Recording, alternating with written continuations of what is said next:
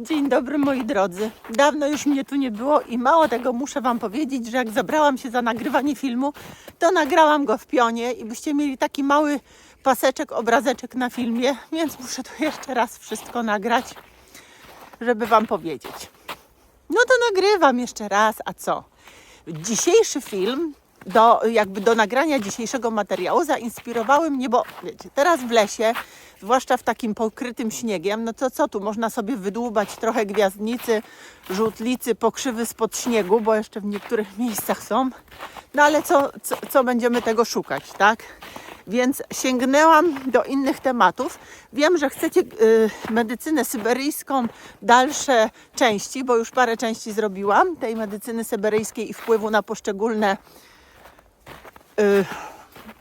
organy między innymi, czy poszczególne choroby, ale w tym czasie teraz zimowym ja sobie, wiecie, codziennie coś słucham, oglądam, czytam. Również, no ja nie siedzę pod kamieniem, więc również w tych mediach społecznościowych widzę różne posty i filmy. I widzę również takie materiały dotyczące diet. Tych najbardziej restrykcyjnych, tak? Czyli z jednej strony keto, z drugiej strony frutarianizm. Bo o nich tylko powiem, oczywiście wszystkie mają za i przeciw. Ale ja bym chciała Wam powiedzieć o tym, o czym się nie mówi. Czyli o tych skutkach ubocznych diet. Zarówno keto, jak i frutariańskiej. Bo jest tak gość, który właśnie mówi, że tylko i wyłącznie surowe owoce i warzywa z jednej strony. A z drugiej strony są goście, którzy mówią tylko i wyłącznie mięso i tłuszcz, mięso i tłuszcz, mięso i tłuszcz. I że Inuitki, czyli to plemię takie błędnie zwane Eskimosami kiedyś, jedli tylko mięso. Tylko że oto są tak duże przekłamania, bo oni nie mają zielonego pojęcia, jak to wyglądało. Oni nie kupowali majonezu i boczków w Biedronce i nie jedli tego, tylko to ja Wam powiem na końcu filmu. To są zupełnie inne rzeczy, które dostarczały im razem z tym mięsem i tłuszczem również innych składników. I o tym trzeba powiedzieć, ale oni już się do tego nie przygotują, tylko się przygotują z punktu widzenia tej sensacji. Bo sensacja sprzedaje się w internecie, kochani, najlepiej. A ja Wam to wszystko postaram się wyjaśnić na spokojnie, więc jeżeli taki temat Was interesuje, to serdecznie zapraszam do oglądania dalej.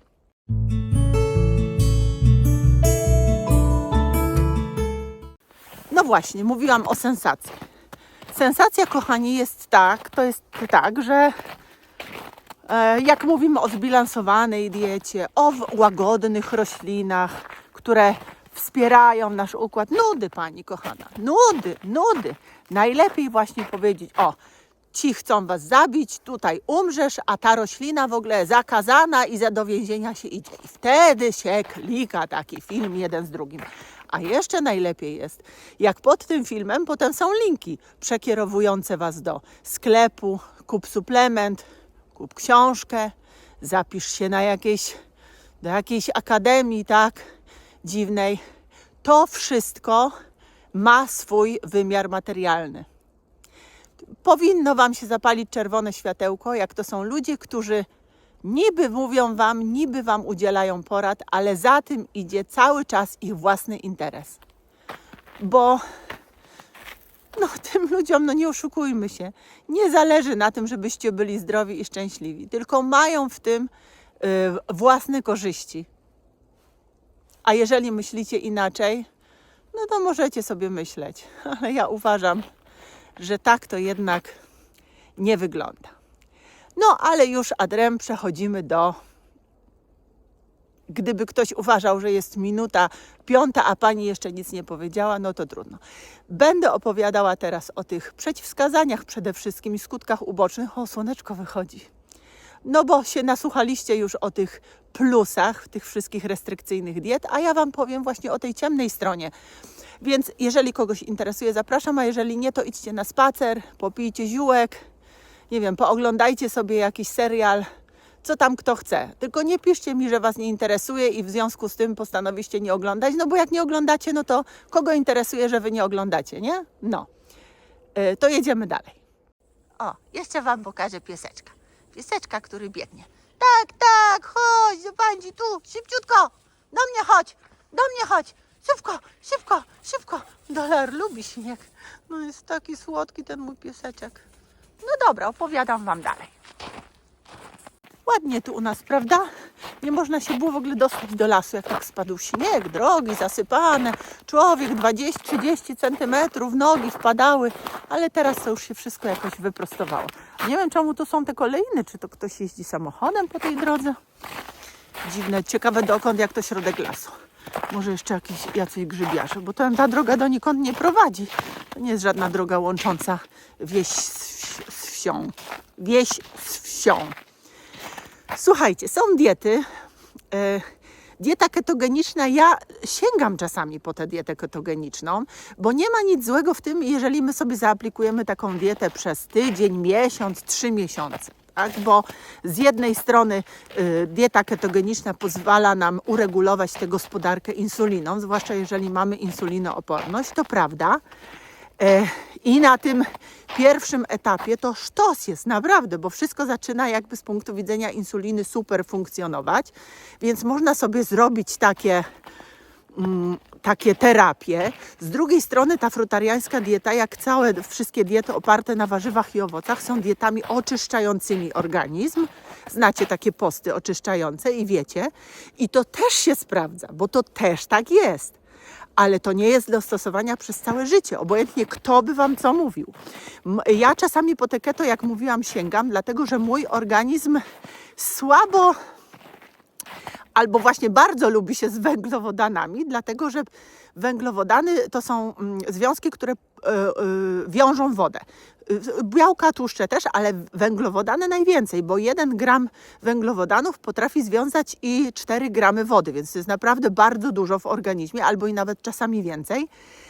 I ja jakbym zjadła taką pizzę na obiad, to mój organizm taki jest szczęśliwy z tych węglowodanów, że chce je sobie zostawić i przyswoić, że rano budzę się jak taka wańka wstańka.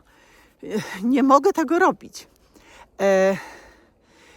Ale wiem, że węglowodany są potrzebne między innymi dla dobrego funkcjonowania i hormonów u kobiet, bo słuchajcie, o tych dietach, zwłaszcza ketogenicznej, mówią zazwyczaj mężczyźni, zauważcie, bo im to służy, ale kobiety, na kobiety ma duży wpływ dieta ketogeniczna też z punktu widzenia gospodarki hormonalnej, dlatego że kobiece hormony są bardzo wrażliwe na wszelkie wahnięcia węglowodanów, w ogóle na niedobór węglowodanów. Tak? I potem się zdarzają deficyty wszelkich hormonów, czy estrogenów, czy prolaktyny, które wprowadzają dyskomfort w naszym organizmie. A jaki? O tym dokładnie wam powiem za chwilę, ale właśnie na tym poziomie hormonalnym z brakiem owulacji, z problemami z płodnością włącznie. Więc na to musimy uważać. A mężczyźni sobie tak lekko gadają z własnego doświadczenia czasami, bo im to służy, ale trzeba się jednak pochylić i gruntownie przeanalizować temat z każdej możliwej strony. Tak? Nie można sobie po prostu tak powiedzieć, a fajnie, bo mi służy. No mamy takie przykłady, że temu służy to, temu służy to, temu służy to, ale do każdego człowieka trzeba podejść indywidualnie. I co ja chciałam powiedzieć? Bo coś chciałam powiedzieć przed chwilą i właśnie wjechałam na tę gospodarkę hormonalną. Czekajcie. Ja wiem, że jest teoria, która mówi, że z ciał ketonowych organizm potrafi sobie wytworzyć glukozę potrzebną do funkcjonowania mózgu. Ale to nie jest ta sama glukoza, która pochodzi z węglowodanów. Wystarczy sięgnąć do całej biochemii i zobaczyć. To nie jest to samo. I potem u kobiet również zdarzają się problemy z wahnięciem nastrojów, z brakiem koncentracji. Że to coś lata jeszcze zimą tutaj. Z jakąś mgłą mózgową, dlatego że nasz organizm nasz mózg potrzebuje glukozy do pracy. Koniec, kropka. I możecie sobie myśleć, co chcecie, ale tak jest. Ja oczywiście do nikogo nie namawiam, nie zmuszam, bo broń Boże, nikogo nie będę się do kaloryfera przywiązywać i pod pistoletem trzymać. No skąd? ale mówię Wam, jak to wynika, jak to wygląda z punktu widzenia czysto naukowego. I nie musicie nic ode mnie kupować, bo ja nie mam dla Was żadnych suplementów ani książek. No. Ja Wam przekazuję wiedzę tylko w trosce o Wasze zdrowie i życie. No, to jedziemy dalej. A propos tych interesów, to jeszcze Wam chciałam powiedzieć, zauważcie, że u mnie na kanale nie ma żadnych współprac. Co nie znaczy, że ja nie miałam propozycji, bo mam ich wiele i co chwilę do mnie jakieś przychodzą. Dla kanału, który, ziołolecznictwo jest niszowe, ale 30, ile tam my mamy, 7 000 subskrybentów, no to już jest jakiś target, do którego można by dotrzeć. Ale jeżeli ktoś zgłasza się do mnie z propozycją, że mam coś zareklamować, a on mi jakieś udzieli korzyści z tego tytułu, to ja mówię, nie, to tak nie jest. Najpierw proszę mi przysłać produkt, potem ja ten produkt muszę ewentualnie przetestować, pod warunkiem, że jest jakiś naturalny, tak? I nie ma tam żadnych innych rzeczy, bo to w ogóle nie wchodzi w grę. Ja go przetestuję przez parę miesięcy, potem wyrobię sobie zdanie i przedstawię takie zdanie, jakie sobie wyrobię na podstawie używania tego produktu, a nie tylko dlatego, że muszę powiedzieć dobrze, bo ktoś mi za to zapłacił. No to już nie są tacy zainteresowani współpracą. Więc ja wiem, na czym polegają współpracy. Nawet jak ktoś Wam mówi, tutaj testuję przez tydzień i rzetelnie mogę powiedzieć, że kochani, no to już chyba nic nie muszę dalej mówić. No dobra, to już teraz naprawdę o tej diecie keto. Tak idę i się zastanawiam, co by tu jeszcze powiedzieć, żeby wkurzyć tych, którzy marudzą, że za długo i że pani jeszcze nie doszła w którejś tam minucie do sedna sprawy. No dobra, już nie będę się znęcać. Jak mówiłam, ta dieta keto pomaga nam wyregulować gospodarkę glukozą i insuliną i z tego względu jest na początku super. Jak powiedziałam, sztos. Tylko że w długim okresie czasu musimy się przyjrzeć tym skutkom ubocznym. Oczywiście u jednych wystąpią silniej, u innych mniej, ale jednak te skutki uboczne są. I przede wszystkim może co wystąpić? Z jednej strony zaparcia, z drugiej strony biegunki, jakieś wzdęcia. Dlaczego? Dlatego, że w diecie ketogenicznej jest mała ilość błonnika, czyli tej substancji, która jest potrzebna do prawidłowego funkcjonowania układu pokarmowego i przede wszystkim mikrobioty, tak? Czyli tej flory bakteryjnej w jelitach. Dlatego, że błonnik jest prebiotykiem, czyli pożywieniem dla naszych bakterii w jelitach. Wiecie, że probiotyki są te żywe bakterie, które spożywamy, a prebiotyki to są właśnie te niestrawione części naszej diety, głównie węglowodanów, właśnie skrobia błonnik, które są pożywką dla naszych bakterii. Jeżeli my tego nie mamy, to my zubażamy naszą florę jelitową, bo też nie ma tej różnorodności pokarmowej, tak? A co za tym idzie, mamy co? Spadek odporności. Mamy stany zapalne jelit. Mamy wszelkie problemy z tymi jelitami związane. No nie tylko, jak powiedziałam, wzdęcia, biegunki i zaparcia, tak? Poza tym występują w takiej diecie ketogenicznej zaburzenia elektrolitowe, dlatego że jest utrata potasu, utrata magnezu, utrata sodu, przynajmniej na początku tej diety. I na to trzeba zwrócić uwagę. Może wystąpić w związku z tym odwodnienie. Na to wszystko trzeba zwrócić uwagę. Czyli to jest układ pokarmowy. Ja tak przejdę przez wszystkie układy, tak? Teraz powiem Wam, jak to wygląda z punktu widzenia wątroby i trzustki. No dobrze, czyli wątroba i trzustka. Czyli ta wysoka ilość tłuszczów powoduje siłą rzeczy przeciążenie wątroby i trzustki. Ta wysoka podaż czy spożycie tłuszczów nasyconych może w długotrwałym okresie prowadzić do stłuszczenia wątroby, tak? Ale do wszelkiego rodzaju zaburzeń lipidowych też. Możliwy jest wzrost LDL, czyli tego złego cholesterolu, możliwy jest wzrost trójglicerydów we krwi. O tym trzeba powiedzieć. Poza tym, jeśli chodzi o mięśnie, na przykład nasze, to może nastąpić utrata masy mięśniowej, dlatego że jeżeli już organizm cały glikogen z wątroby naszej zużyje, to sięga, żeby pozyskać glukozę, sięga rozkładając białka, aminokwasy z mięśni i stąd pozyskuje. Więc te mięśnie nam też mogą maleć w długim okresie czasu. A propos właśnie tego pozyskiwania, to mówiłam Wam, że mózg potrzebuje glukozy, ale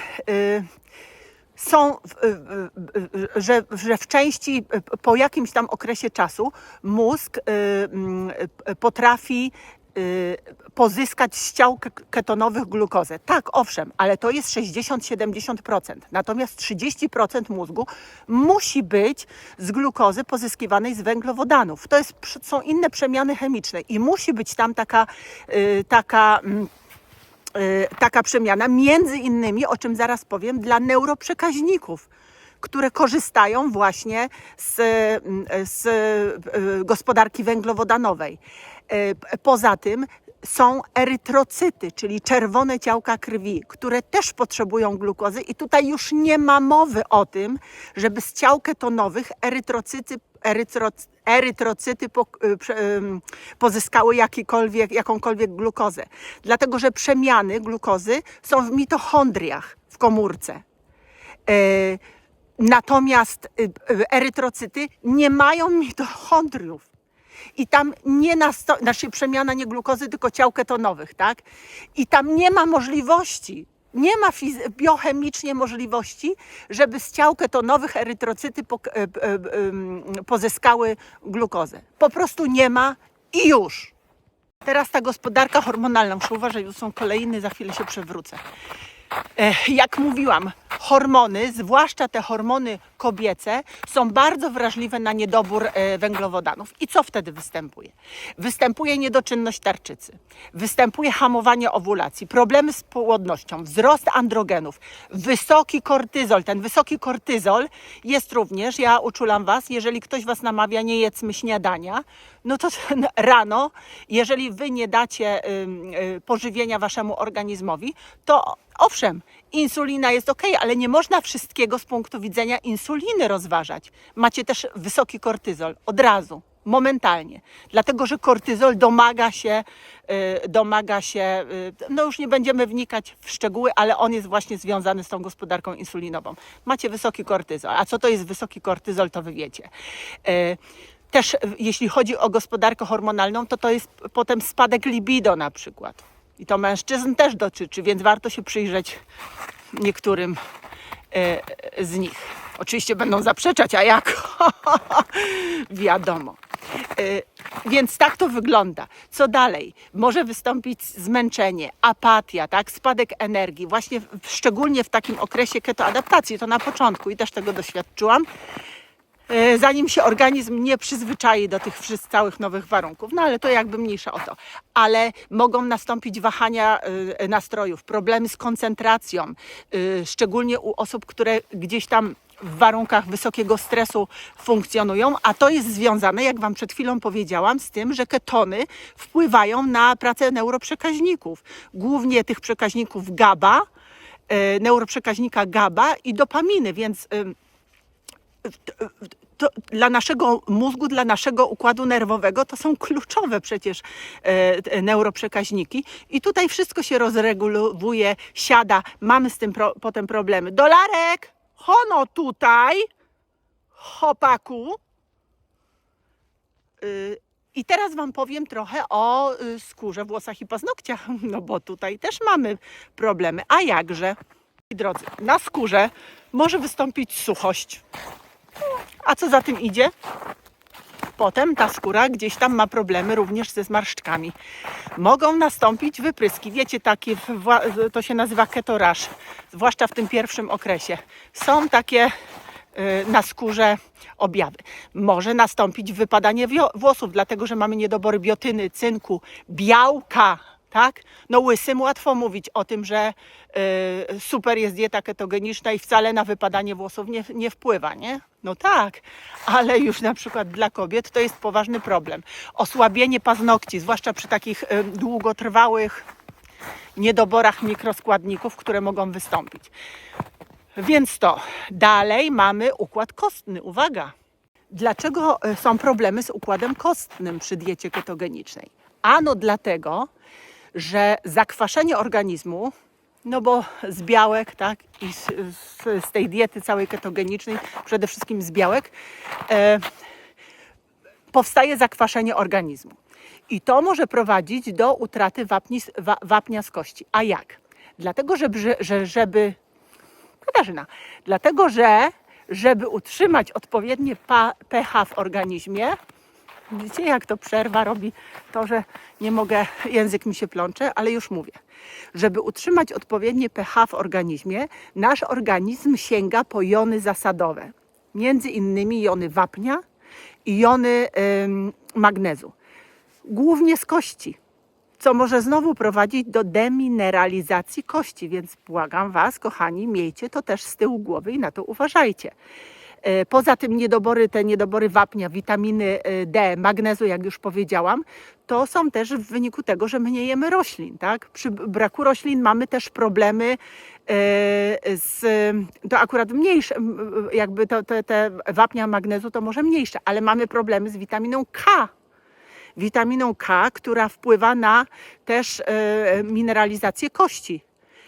I jeżeli my jej nie jemy, oczywiście możemy wpieprzać te chemiczne suplementy, no wiadomo. Ale dla mnie, ja nie jem suplementów w takich ilościach, jak niektórzy z Was, dlatego że dla mnie to jest chemia. I nikt mi nie wytłumaczy, że witaminę D albo witaminę K w suplementach pozyskuje się nie wiem z czego, z roślin. No nie ma po prostu takiej możliwości. Tam były jakieś, kiedyś ktoś mi napisał komentarz, to w ogóle to taka, to jest taka, wiecie, jak kiedyś był taki mem włoski, moja przyjaciółka mi to przysłała i to było tak, że jeżeli czekolada jest zrobiona z kakao, a kakao z ziaren kakaowca, a kakaowiec jest rośliną, no to czekolada jest rośliną, czyli jedzmy czekoladę. Nie? To jest mniej więcej taka argumentacja, jak niektórzy przedstawiają i do jakiej się niektórzy uciekają. No tak tego przedstawiać nie można, naprawdę. Co dalej? Mamy też problemy z nerkami, dlatego że ketony zakłócają wchłanianie i magazynowanie wapnia. Dlatego on zostaje wydalany. Nerki muszą się z tym zmierzyć, a w organizmie powstają deficyty. Poza tym powstaje spadek tego IGF-1, czyli insulinopodobnego czynnika wzrostu, co też nam osłabia układ kostny, dlatego że nam po prostu kości, dla rozwoju kości on też jest potrzebny. No i wiecie co? To jest tak, że wszystko ma blaski i cienie. Bo dlaczego powstała dieta ketogeniczna i u kogo się sprawdza? Sprawdzała się u dzieci głównie, u których występowała padaczka lekooporna. Tam były spektakularne wyniki, jeżeli chodzi o dietę ketogeniczną. Ale zobaczcie sobie do badań historycznych. U tych dzieci właśnie te zjawiska dotyczące kości obserwowano. Czyli cały układ kostny dostawał w kość, że tak powiem, ze względu na stosowanie tej diety. Czyli z jednej strony tak, padaczka tak, były plusy, ale z drugiej strony kości, coś spada, kości bardzo cierpiały. Więc sami widzicie, że to trzeba jednak wielowymiarowo rozważać. No i mówiłam Wam też, że jak chudniemy przy diecie ketogenicznej, czy nie mówiłam, no to teraz mówię, to przestajemy się na przykład ruszać, nie? Bo tutaj uprawialiśmy sport, żeby gdzieś schudnąć, a tutaj jesteśmy piękni, jesteśmy szczupli, to przestajemy się ruszać. A kiedy wtłacza się wapń w kości? Też już o tym robiłam film, zerknijcie sobie. Tylko i wyłącznie podczas aktywności fizycznej. Nie ma, możemy nie wiem ile preparatów z wapniem spożywać, nie wtłoczymy go w kości. To jest kolejny fenomen naszego organizmu. Tylko aktywność fizyczna potrafi nam z kości wapń szybko wyparowuje. Jeżeli organizm go potrzebuje, bo jest jakiś deficyt, momentalnie. Ale żeby go wtłoczyć w te kości, to już jest zupełnie inna sprawa. No i co? I nerki. Tak jak już mówiłam, to zwiększone ryzyko kamicy nerkowej, też ze względu na nadmiar tłuszczów, małą ilość płynów bardzo często, przeciążenie nerek w związku z tymi wszystkimi przemianami, które tam są, zwłaszcza jeżeli ktoś z tymi nerkami już ma problem. Także jak widzicie, no oczywiście są też inne, jest ta ketogrypa taka, tak, czyli zespół objawów adaptacyjnych, są jeszcze w kontekście gospodarki hormonalnej bardzo często zaburzenia cyklu menstruacyjnego, zwłaszcza u kobiet, które mają niskie to BMI. Proszę, żeby na to zwrócić uwagę. Jak już mówiłam, obniżenie aktywności fizycznej, brak glikogenu mięśniowego. Też jest często tak, że jak po tej diecie wracamy od razu na hura do poprzednich nawyków jedzeniowych, no to mamy jojo jak nic. No, mówi się, że po keto nie ma jojo, ale oczywiście, że jest. Także ja nikogo nie straszę, bo wszystko jest dla ludzi, tak? Tylko żebyście sobie zdawali sprawę i przeanalizowali wszystko, zanim poddacie się takiej z dnia na dzień dla organizmu to jest stres. To jest stresor, tak? Zmiana z dnia na dzień diety na zupełnie inną i organizm musi się dostosować do tych wszystkich przemian biochemicznych. Dla niego to jest wielki stres. A stres z czym się wiąże, wiecie też. No dobrze, to teraz jak skończyliśmy keto, to jeszcze Wam tylko parę słów powiem o tej diecie frutariańskiej. No tutaj mam nadzieję, że jakby macie większą wiedzę i wyobraźnię, żeby sobie to w głowie poukładać, dlatego że jak mówiłam, na krótką metę dieta warzywno-owocowa świetnie oczyszcza organizm i to nie ulega wątpliwości, ale na dłuższą metę ten organizm jest oczyszczony, ale nie odżywiony. My nie odżywiamy naszego organizmu, tylko go oczyszczamy cały czas. I on zużywa dalej, zużywa wszystko, co ma. Przede wszystkim ten niedobór białka, tłuszczów, który nam zaopatruje potrzeby organizmu na wszelkie makroskładniki, tak? Niedobory witamin. Wiecie, że B12 jest produkowana, jest w mięsie, w jajach, bo jest produkowana w jelitach zwierząt. Żadna roślina tej B12 nam nie dostarczy. Oczywiście znowu może nam dostarczyć chemia, no ale nie o to chodzi, tak? Ale wapń, żelazo, cynk, to żelazo chemowe, czyli pochodzenia zwierzęcego, jest o wiele łatwiej przyswajalne i o wiele łatwiej bardziej wartościowe niż żelazo pochodzące z roślin. No to też trzeba powiedzieć. Teraz to wysokie spożycie cukrów prostych też przeciąża nam trzustkę, tak? Czyli owoce na stałe, non-stop przez cały dzień nie są do końca możliwe. Też jest ryzyko insulinooporności przy długotrwałym spożyciu cukrów na przykład. Dlatego właśnie to jest oręż w admiratorach czy w zwolennikach diety ketogenicznej. No więc tutaj jest na drugi biegun, tak? Czyli tu powiedzą, że nie, frutarianie, problemy z insulinoopornością. No i tu akurat rację będą mieć. Co jeszcze? Efektem niedożywienia może być niedokrwistość. Już mówiłam z tym żelazem, że to żelazo nie jest tak jakby pełnowartościowe, ale też osłabienie, problemy z uzębieniem, bo to są jednak kwasy owocowe i cukier, które nam niszczą po prostu szkliwo, tak? Bardzo często my jesteśmy cały czas głodni, dlatego że nie mamy tłuszczu, nie mamy białka, to nam powoduje, że chodzimy głodni. Też ryzyko wszelkiego rodzaju zaburzeń psychicznych, dlatego że jest coś takiego, że te restrykcyjne, skrajne diety mogą sprzyjać ortoreksji. Ortoreksja to jest taka obsesyjna potrzeba unikania złego jedzenia, tak? Brudnego, przetworzonego, tylko czyste, tylko czyste, tylko czyste. Więc tutaj też się mogą pojawić problemy. No oczywiście nie muszę mówić, że zanik miesiączki u kobiet bardzo często występuje w przypadku takiej diety, przy dużym deficycie tłuszczu i białka, bo to jest jakby potrzebne organizmowi kobiety. No i wszelkiego rodzaju problemy z termoregulacją, zwłaszcza teraz zimą, kiedy niedobory tłuszczu po prostu nam zaburzają adaptację cieplną, więc z tym trzeba uważać. Więc kochani, każda dieta eliminacyjna, restrykcyjna, wiecie, kiedy się łączy z problemami, z potrzebą zdrowotną, czyli na przykład alergiami, nietolerancją, jest dostosowanie, ale trzeba wiedzieć, że ona niesie ze sobą ryzyko skutków ubocznych. Tak jak każde lekarstwa, które bierzecie, też jak otwieracie ulotkę, to macie miliard punktów dotyczących skutków ubocznych. U jednego silniej wystąpią, u jednego słabiej, u jednego w ogóle, a u jednego będzie to poważny problem. No to trzeba mieć na względzie. Dlatego ja uważam, że jednak w diecie powinny być zbilansowane te wszystkie rzeczy. No może mniej, u jednego mniej, u mnie mniej węglowodanów, tak, u innego trochę więcej, bo dobrze toleruje, ale powinno być. Jak mówię, można miesiąc, 3 miesiące, tam tydzień, żeby lepsze samopoczucie mieć, tak, ale nie ciągnąć tego latami i o tym pamiętajcie, bo na przykład, no wiecie, jest szereg przykładów, no niedawno była ta Polka na Bali, która była frutarianką i z pięknej dziewczyny, bo są zdjęcia, można zobaczyć w internecie, no umarła. I już na końcu była w takim stanie, że w ogóle łza się kręciła w oku, jak się na nią patrzyło. Ale też jest ofiarą właśnie tej takiej retoryki, którą nakręcają niektórzy ludzie. Uważam, że nie powinni tego robić, bo to są niektóre szkodliwe, zwłaszcza jeżeli się tego dobrze nie wytłumaczy, a ludzie to przyjmują w całości. Też, czekajcie, ktoś tutaj.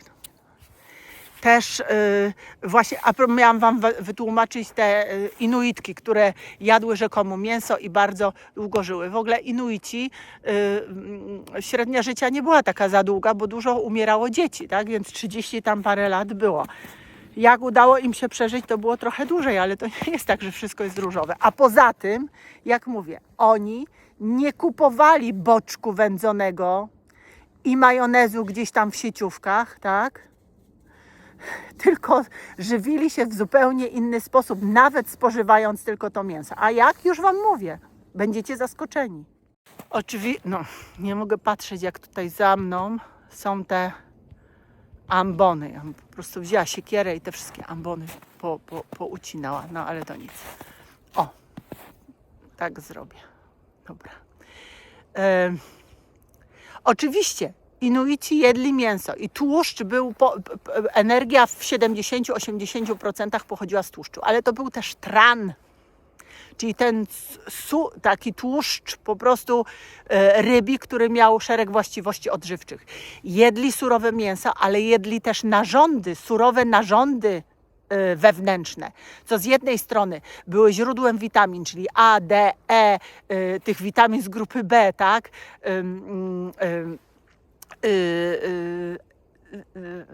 I wszelkich innych na przykład składników, dlatego że potrafili jeść surowe żołądki zwierzęce, a w tych żołądkach znajdowały się częściowo przetrawione rośliny tundrowe, czyli znajdowały się mchy, porosty, jagody. To są przecież składniki, które mają niesłychaną wartość odżywczą. Oni sami zresztą podczas lata arktycznego sięgali po borówki, żurawinę, korzenie roślin tundrowych, mchy, właśnie porosty, czasami algi. Więc to była zupełnie inna dieta niż ta keto, którą się teraz proponuje.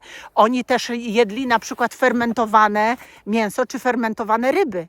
Zakwaszone mięso, zakwaszone ryby, które ułatwiały trawienie, ale dostarczały czego? Wraz z bakteriami dobrymi dostarczały dobrych bakterii, czyli były tym składnikiem probiotycznym dla mikrobioty.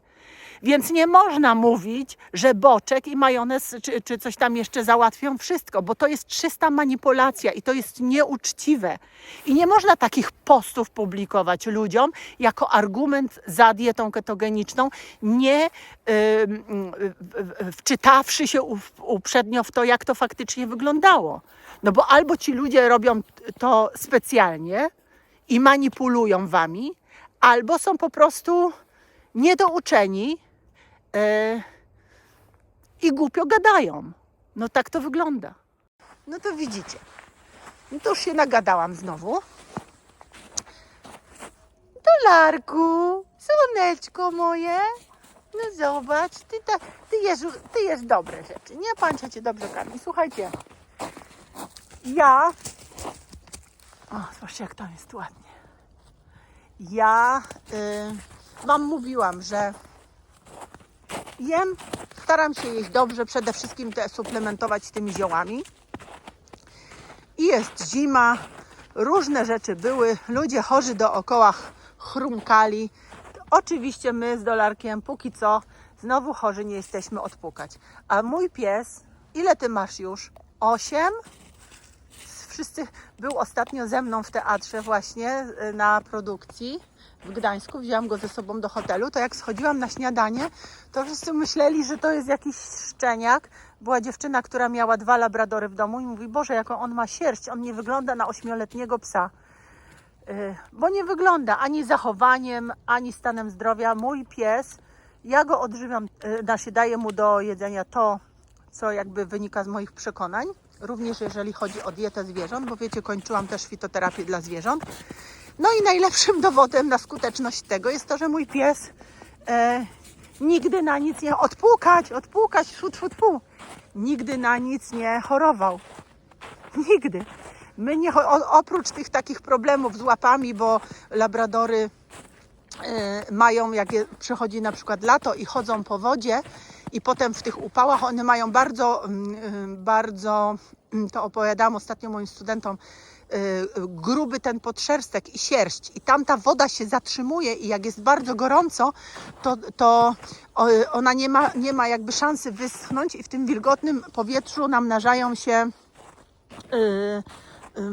po prostu grzybowe takie historie.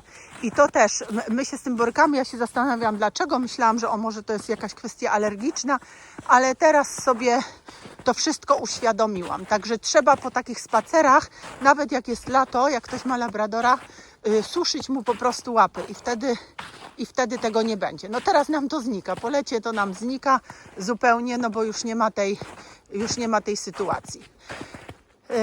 Ale tak, chodzimy do weterynarza, robimy raz w roku badania krwi, mocz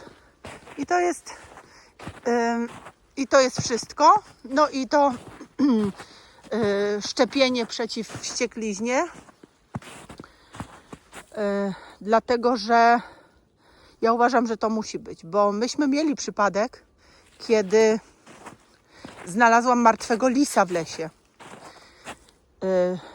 I zadzwoniłam, służby szybko zareagowały, ale Dolar podbiegł do niego wcześniej. Ja nie wiedziałam, czy on go powąchał, czy on go polizał, czy on zdrowy, czy chory. Chyba nie był chory, bo pan powiedział, że ja jako osoba zgłaszająca mam prawo dowiedzieć się, czy to było chore zwierzę. I że jeżeli będzie chore, to on do mnie zadzwoni. Nie zadzwonił, więc myślę, że chory nie był.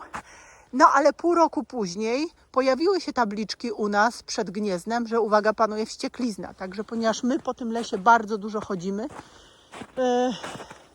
no to wiecie, to i Dolar, no i ja, bo każdy jakby człowiek jest też na to zaszczepiony.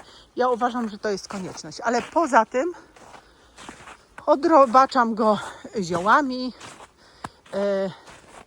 nastawy też dostaję, swoje kapsułeczki i ziółka i zobaczcie jak biega, no po prostu jak a słuchajcie, a przecież przeliczywszy, teraz trochę ten przelicznik jest inny, mówiło się, że razy 7 kiedyś, a teraz inny, ale jak ja sięgnęłam do tego przelicznika, który obecnie się stosuje i przeliczyłam, ile on ma lat, no to już jest taki grubo po 60. No ja życzę wszystkim 60-latkom, żeby tak śmigali jak mój piesek, więc to jest najlepszy dowód na to, że natura działa i zioła działają. Co ja mam wam jeszcze pokazać? Tutaj nasze drogi.